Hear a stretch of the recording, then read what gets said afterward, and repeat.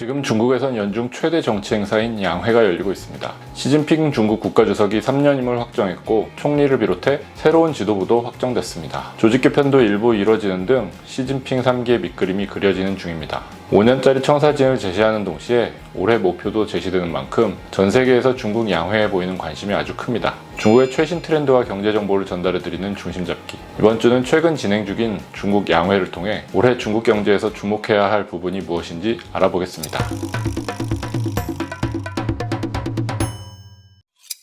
안녕하세요. 서울경제 베이징 특파원 김광수입니다. 지난 5일 전인대 개회식에서 리커창 총리는 자신의 임기 마지막 업무 보고를 했습니다. 가장 관심을 모은 올해 경제 성장률 목표는 5% 내외로 제시했습니다. 작년에 5.5% 안팎을 제시했다가 3%에 그친 만큼 최대한 달성 가능한 수치를 내놓은 것으로 보입니다. 시 주석의 3년임 첫 해에 2년 연속 성장률 목표 달성에 실패했다는 부담을 피하기 위해 보수적인 설정을 했다는 분석입니다. 그 밖에 주요 경제 목표를 보시면 재정 적자율은 GDP 대비 3%로 작년 2.8% 대비 0.2%포인트 상향됐습니다. 재정 지출을 늘려 경제 성장을 꾀하겠다는 의지로 풀이됩니다. 도시 신규 취업자는 작년 1,100만 명보다 늘어난 1,200만 명. 도시조사 실업률은 작년과 같은 5.5% 내외로 잡았습니다. 소비자 물가 상승률도 3% 내외로 억제하겠다고 강조했습니다. 전반적으로 중국은 올해 경제 목표를 최대한 조심스럽게 잡았습니다. 지난해부터 강조해온 안정적인 경제 성장을 이어가겠다는 의지를 곳곳에서 드러냈습니다.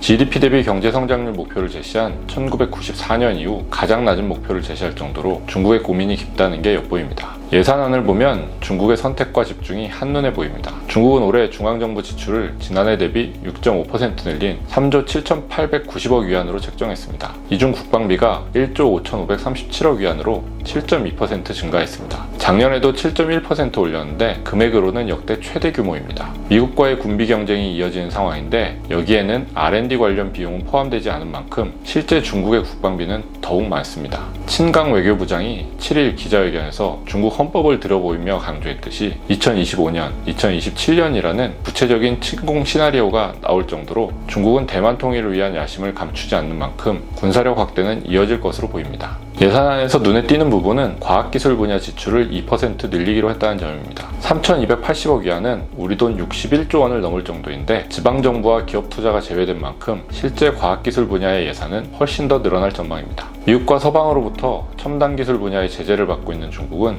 이번 양회 기간 수시로 기술 자립을 강조하고 있습니다. 리커창 총리는 전인대 개막식에서 중국이 핵심 분야의 핵심 기술에서 돌파구를 마련했으며 유인 우주비행, 심해 및 심지 탐사선, 슈퍼컴퓨터, 양자정보 및 인공지능 같은 분야에서 혁신의 흐름이 나타났다고 말했습니다. 이어서 시 주석도 같은 날 전인대 장수성 대표단과의 분과별 회의에서 높은 수준의 과학기술 자립 자강을 조속히 실현하는 것은 고품질 발전을 실현하는 데 반드시 거쳐야 할 길이라고 강조했습니다. 진장룬 공업정보화부 부장도 기자회견에서 6G 구축에 이미 들어갔다고 밝히는 등 중국은 첨단 기술 개발에 열을 올리고 있습니다. 정협위원들은 우주항공 분야 개발도 강조했습니다. 달 연구 프로젝트, 행성 탐사 프로젝트, 상업용 우주비행 등의 연구가 계속될 예정입니다. 헬리콥터도 자체 기술로 추가 개발한다고 하고 있죠. 세계 2위의 원자력 발전 설치 용량도 더욱 늘리겠다고 합니다.